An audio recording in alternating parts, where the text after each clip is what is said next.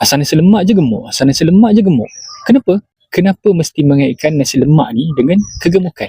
Selama saya nak turunkan berat badan saya dulu, hampir setiap hari saya makan nasi lemak. Tapi berat saya tetap turun setengah kg setiap minggu. Sehingga total 17 kilogram dalam masa setahun.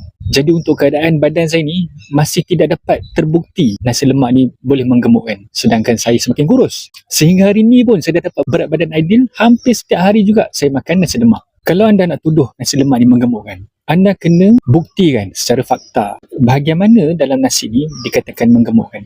Nasi dimasak dengan menggunakan santan menyebabkan GI nasi ni turun, menyebabkan gula tak masuk banyak ke dalam saluran darah kita.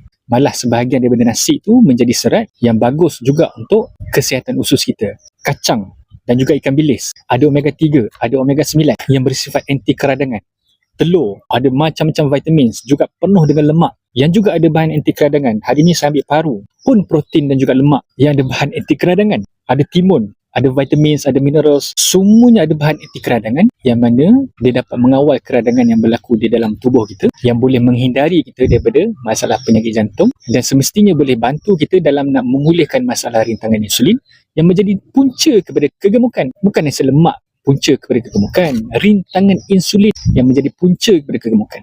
Kena belajar macam mana makanan low carb high fat diet boleh membantu anda untuk menurunkan berat badan. Dapatkan ebook free yang saya dah tulis mengenai low carb high fat diet. Link ada dekat bio dan juga cover foto profil saya. Makan-makan kurus.